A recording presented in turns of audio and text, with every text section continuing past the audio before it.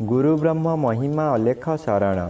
नमस्कार दर्शक वृंद, आपण मानंकु आजिर राशिफल कार्यक्रम मु एस कुमार स्वागत जनाऊँगी।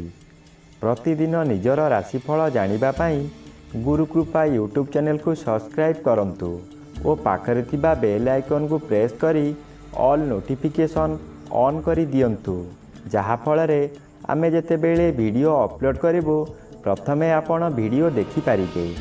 आमर यही वीडियो रे आपण संपूर्ण पंचांग सहित मेष ठारू मीन पर्यंत 12 गोटी राशिर राशिफल विषय रे जानि पारिबे।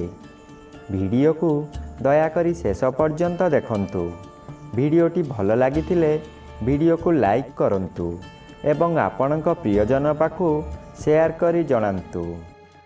एबे आसंतु जानिबा आज दिनर संपूर्ण पंचांग विषय। आज इंग्राजी 2026 मसीहा एप्रिल मास 3 तारिख शुक्रवार, दिल्ली स्वराब्द सन 1433 साल, स्वाधीन भारताब्द 79 वर्ष, महिमाद 199 वर्ष। उत्कल गजपति श्री श्री गजपति दिव्यसिंहदेव महाराजांकर 69 अंक। सौरस्व चैत्र मास 20 दिन, चांद्रमते बैशाख कृष्ण पक्ष प्रतिपद तिथि दिवा 8 घंटा 28 मिनिट पर्यंत। एहा परे द्वितीया तिथि। आजिर सूर्योदय विरजा क्षेत्र को 5 घंटा 40 मिनिट मीन लग्न 2 दंड 28 लिता गते उदय। आजिर सूर्यास्त विरजा क्षेत्र को 5 घंटा 56 मिनिट कन्या लग्न 3 दंड 31 लिता गते अस्त। आज कन्या चंद्र रात 6 घंटा 16 मिनिट पर्यंत। एहा परे तुला चंद्र। चित्रा नक्षत्र रात्रि 7 घंटा 2 मिनिट पर्यंत।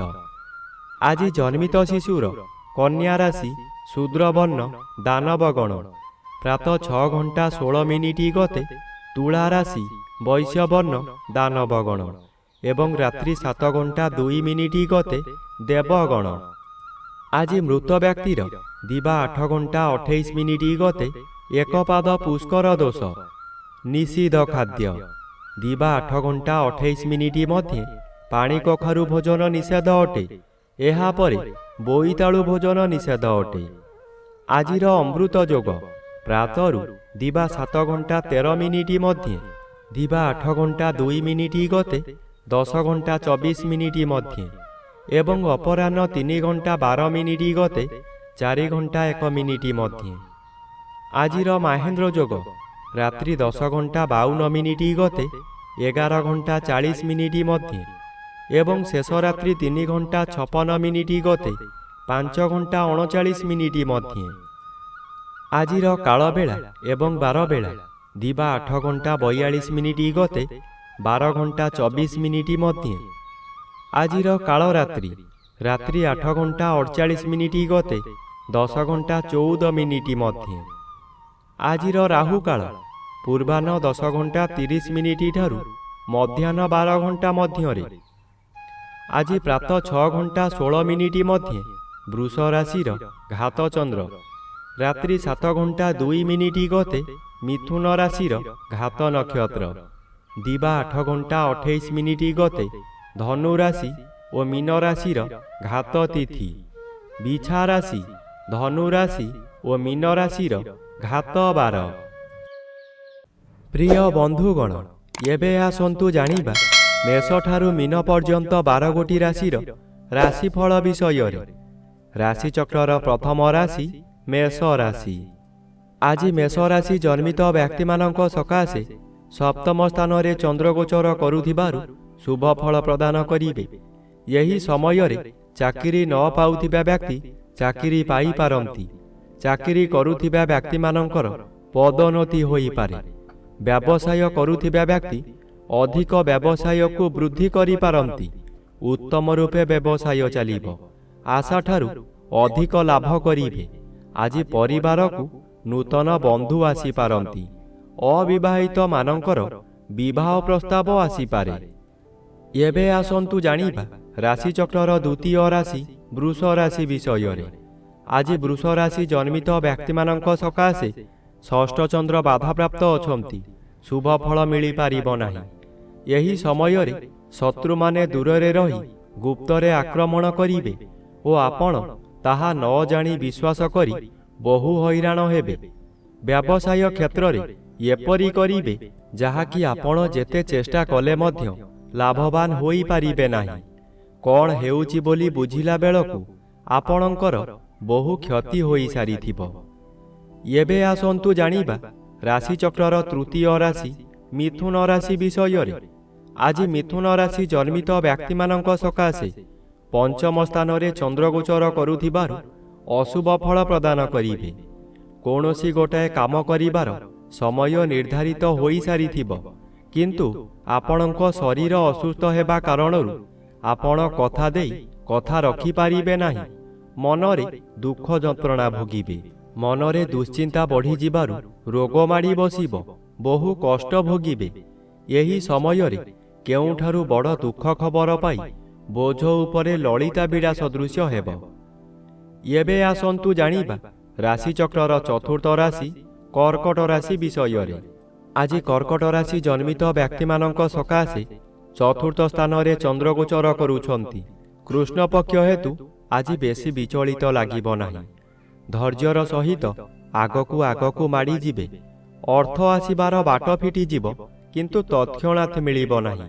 ଚାକିରି କରୁଥିବା ବ୍ୟକ୍ତିମାନେ ଶୁଭ ଖବର ପାଇ ଆନନ୍ଦିତ ହେବେ। ଚତୁର୍ଥ ସ୍ଥାନ ବିଦ୍ୟାସ୍ଥାନ ଓ ମାତୃସ୍ଥାନ ହୋଇଥିବାରୁ ମାତୃ ସହିତ କିଛି କଥା କଟାକଟି ହୋଇପାରେ। ଆଜି ବିଦ୍ୟାର୍ଥୀମାନେ ବିଦ୍ୟାରେ ଉନ୍ନତି କରିବେ। ଏବେ ଆସନ୍ତୁ ଜାଣିବା ରାଶିଚକ୍ରର ପଞ୍ଚମ ରାଶି ସିଂହ ରାଶି ବିଷୟରେ। ଆଜି ସିଂହ ରାଶି ଜନ୍ମିତ ବ୍ୟକ୍ତିମାନଙ୍କ ସକାଶେ ଅଷ୍ଟମ ରବି ଅଶୁଭ ଓ ତୃତୀୟ ଚନ୍ଦ୍ର ବାଧାପ୍ରାପ୍ତ ଅଛନ୍ତି।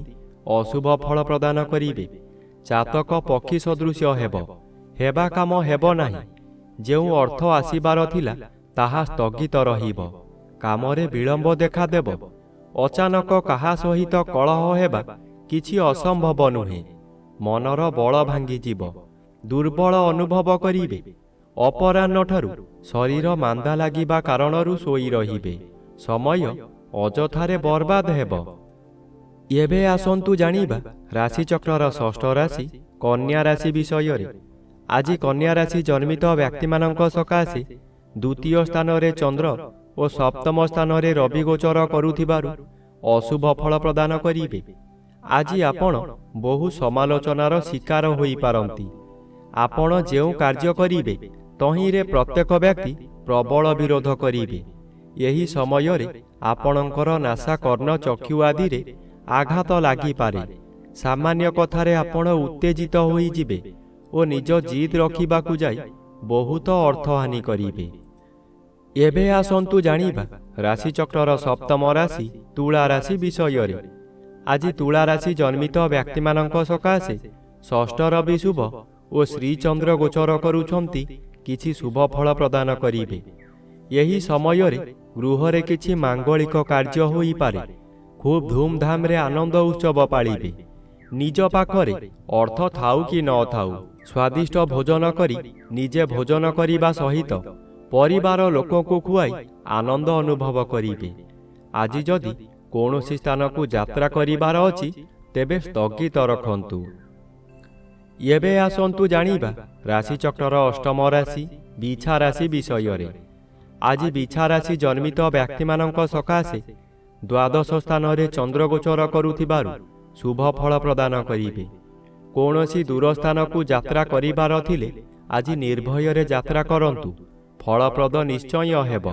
ଆଜି ସମୟରେ ପ୍ରାୟତଃ ପଦଯାତ୍ରା ଆପଣଙ୍କ ପକ୍ଷେ ବେଶୀ ଶୁଭଙ୍କର ହେବ। ଆୟ ପରିମାଣରେ କିଛି ଉନ୍ନତି ଆସିବ। ବ୍ୟବସାୟରେ ସଂଯତ ରହିଲେ ଓ ମିଠା କଥାମାନ କହିଲେ ଭଲ ଆୟ ହେବା ସହିତ ଗରାଖ ସହିତ ଭବିଷ୍ୟତ ସକାଶେ ବ୍ୟବସାୟ ଭଲ ହେବ। ଏବେ ଆସନ୍ତୁ ଜାଣିବା ରାଶିଚକ୍ରର ନବମ ରାଶି ଧନୁ ରାଶି ବିଷୟରେ। ଆଜି ଧନୁ ରାଶି ଜନ୍ମିତ ବ୍ୟକ୍ତିମାନଙ୍କ ସକାଶେ ଏକାଦଶ ସ୍ଥାନରେ ଚନ୍ଦ୍ରଗୋଚର କରୁଥିବାରୁ ଶୁଭ ଫଳ ପ୍ରଦାନ କରିବେ। ଏହି ସମୟରେ ଆପଣଙ୍କର ବ୍ୟବସାୟ ଅତି ସୁଚାରୁ ରୂପରେ ଚାଲିବ। ଭବିଷ୍ୟତ ସକାଶେ ଧନ ସଞ୍ଚୟ କରିବେ। ଆପଣ ବହୁ ଦିନରୁ ଯେଉଁ କାର୍ଯ୍ୟ ସକାଶେ ଅପେକ୍ଷା କରିଥିଲେ ସେ କାର୍ଯ୍ୟ ଆଜି ନିଶ୍ଚୟ ପୂରଣ ହେବ। କୌଣସି ଅଫିସରଙ୍କ ସାକ୍ଷାତ ପାଉନଥିଲେ, ଏବେ ତାଙ୍କ ସହିତ ସାକ୍ଷାତ ହେବ। ତାଙ୍କ ସହଯୋଗରେ ଆପଣ ବହୁ ନୂତନ କାମ ପାଇ ଉପକୃତ ହେବେ। ଏବେ ଆସନ୍ତୁ ଜାଣିବା ରାଶିଚକ୍ରର ଦଶମ ରାଶି ମକର ରାଶି ବିଷୟରେ। ଆଜି ମକର ରାଶି ଜନ୍ମିତ ବ୍ୟକ୍ତିମାନଙ୍କ ସକାଶେ ଦଶମ ଚନ୍ଦ୍ର ଅନ୍ୟ ଗ୍ରହ ଦ୍ୱାରା ବାଧା ପାଉଥିବାରୁ ଅଶୁଭ ଫଳ ପ୍ରଦାନ କରିବେ। ଆଜି କର୍ମକ୍ଷେତ୍ରରେ ଅସଫଳ ହୋଇ ଅପମାନିତ ହେବେ। ଉପରିସ୍ଥ ଅଫିସରଙ୍କ ନିକଟରେ କାମ କରି ନ ପାରିବାରୁ କାମ ହାତଛଡ଼ା ହୋଇଯାଇପାରେ। ସହକର୍ମୀମାନେ ଆପଣଙ୍କୁ ପରିହାସ କରିବେ। ଆପଣ ଦୁଃଖରେ ଭାଙ୍ଗି ପଡ଼ିବେ। ଆପଣ ଯାହା ଚାହିଁବେ ତାହା କରିପାରିବେ ନାହିଁ। ଏବେ ଆସନ୍ତୁ ଜାଣିବା ରାଶିଚକ୍ରର ଏକାଦଶ ରାଶି କୁମ୍ଭ ରାଶି ବିଷୟରେ। ଆଜି କୁମ୍ଭ ରାଶି ଜନ୍ମିତ ବ୍ୟକ୍ତିମାନଙ୍କ ସକାଶେ ନବମ ସ୍ଥାନରେ ଚନ୍ଦ୍ରଗୋଚର କରୁଥିବାରୁ ଅଶୁଭ ଫଳ ପ୍ରଦାନ କରିବେ। ପିତୃପୀଡ଼ା ଓ ଗୁରୁଜନ ପୀଡ଼ା ଦେଖାଦେବ। ଯେଉଁଆଡ଼େ ଯିବେ ଆପଣଙ୍କୁ ଲୋକମାନେ ପରିହାସ କରିବେ। ଯେଉଁ ଲୋକ ଆପଣଙ୍କୁ ସମ୍ମାନ ଦେଉଥିଲେ ସେହି ଲୋକମାନେ ପରିହାସ କରିବେ। ଆପଣଙ୍କର ଦୋଷ ଦୁର୍ବଳତା ସବୁ ପଦାରେ ପଡ଼ିଯିବ। ଘୋର ଅପମାନରେ ଜର୍ଜରିତ ହୋଇ ଆପଣଙ୍କର ମଥା ବିଚଳିତ ହୋଇଯିବ। ଏବେ ଆସନ୍ତୁ ଜାଣିବା ରାଶିଚକ୍ରର ଦ୍ୱାଦଶ ବା ଶେଷ ରାଶି ମୀନ ରାଶି ବିଷୟରେ। ଆଜି ମୀନ ରାଶି ଜନ୍ମିତ ବ୍ୟକ୍ତିମାନଙ୍କ ସକାଶେ ଅଷ୍ଟମ ସ୍ଥାନରେ ଚନ୍ଦ୍ରଗୋଚର କରୁଥିବାରୁ ଅତି ଅଶୁଭ ଫଳ ପ୍ରଦାନ କରିବେ। ଏହି ସମୟରେ ଆପଣ ଯେଉଁ ସ୍ଥାନକୁ ଯିବେ ସେଠାରେ କଳହ ହେବ। ବିଭିନ୍ନ ପ୍ରକାର କ୍ଷତି ହୋଇ ଆପଣଙ୍କର ମଥା ବିଚଳିତ ହୋଇଯିବ। ରାସ୍ତାରେ ଯିବା ସମୟରେ ଆପଣ ଅନ୍ୟମନସ୍କ ହୋଇପାରନ୍ତି। ସାବଧାନ ନ ରହିଲେ ଯାନବାହନ ଦୁର୍ଘଟଣାକୁ ଏଡ଼ାଇ ଦେଇ ହେବ ନାହିଁ।